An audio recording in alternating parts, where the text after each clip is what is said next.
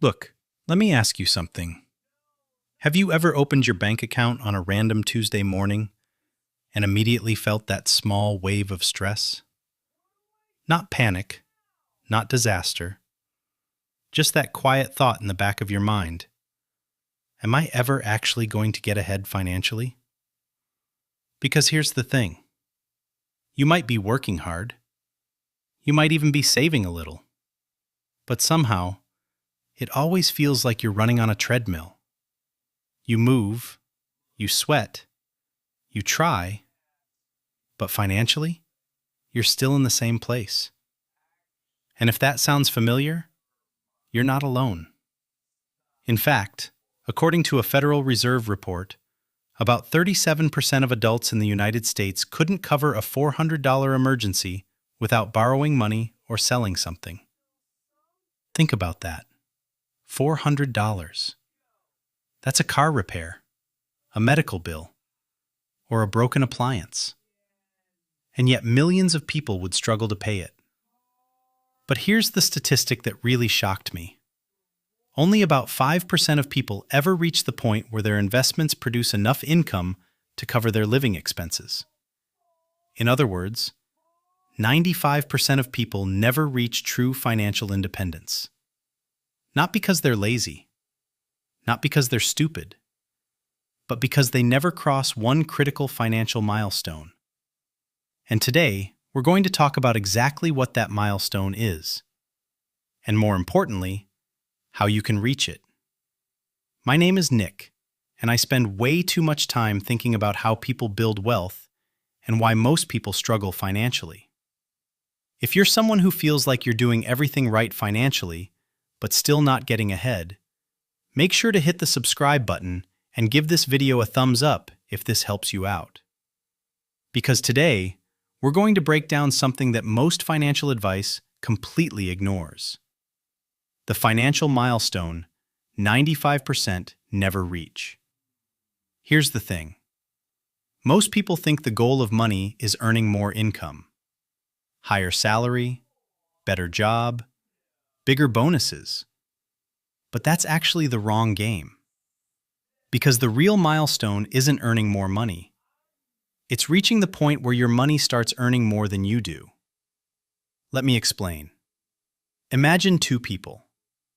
Person A makes $120,000 per year working a demanding job. Person B makes $60,000 per year, but owns investments that generate $70,000 annually. Now, who's actually wealthier? Most people instinctively say the first person, but that's not true. Because person B has crossed the most important financial line that exists. Their money works harder than they do. And once that happens, everything changes.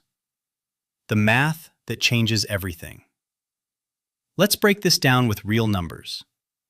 Suppose your monthly expenses are rent or mortgage, $1,500, food, $500, transportation, $400, insurance, $300, other expenses, $800.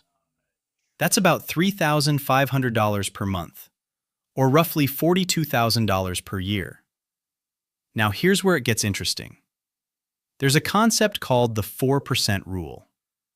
Historically, if you invest in a diversified stock portfolio, you can safely withdraw about 4% per year without running out of money. So if you need $42,000 per year, you divide that by 0.04. That means you'd need about $1,050,000 invested. Now I know what you might be thinking. Okay, but $1 million sounds impossible.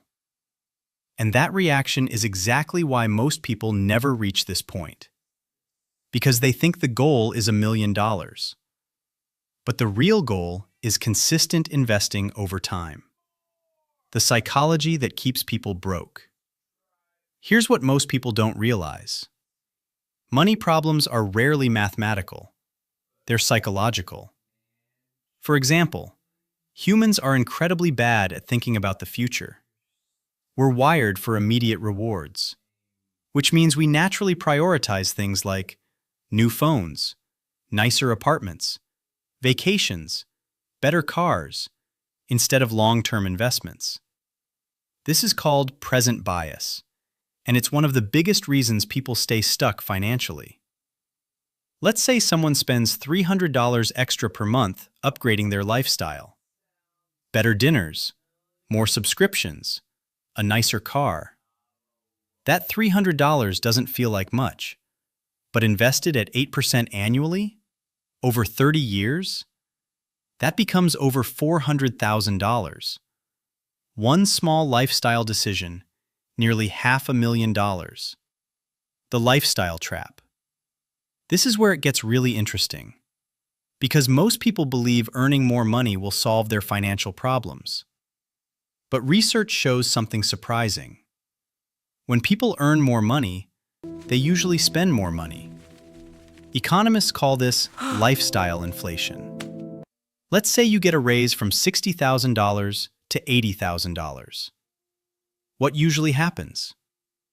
You move to a nicer apartment, upgrade your car, spend more on entertainment, and suddenly, you're still saving the same amount as before. Except now you're trapped in a more expensive lifestyle, which means you still never reach that critical investment point. The real difference between the 95% and the 5%. Look, the difference between people who become financially independent and those who don't isn't intelligence. It isn't luck. And it isn't even income. It's one behavior. Consistent investing. For example, let's say someone invests $500 per month. That's $6,000 per year. At an average return of 8% per year, after 30 years, that becomes roughly $745,000. Now increase that to $800 per month. That grows to $1.2 million. That's the difference between financial stress and financial freedom. Why most people quit too early? Now, you might be thinking, okay, but investing takes decades. And yes, it does. But here's the mistake most people make. They underestimate compound growth. At first, investing feels painfully slow. Year 1, year 2, year 5, your investments barely seem to move. But around year 15, something crazy starts happening. The growth accelerates, because now you're earning returns on your returns. This is compound interest, and it's one of the most powerful forces in finance. A story that explains everything. Let me tell you a quick story. Two friends start working at age 25. Person A invests $500 per month immediately. Person B waits until age 35 but invests $1,000 per month. Who ends up with more money at retirement? Most people assume person B, but surprisingly, person A still wins. Because the extra 10 years of compounding makes a massive difference. This is why starting early is so powerful. Time matters more than almost anything else in investing. The moment everything changes. Eventually, something incredible happens. Your investments reach a point where their growth each year becomes larger than your annual contributions. For example, if you have $500,000 invested and the market grows 8%, that's $40,000 in growth in 1 year, without you doing anything. That's when the momentum starts.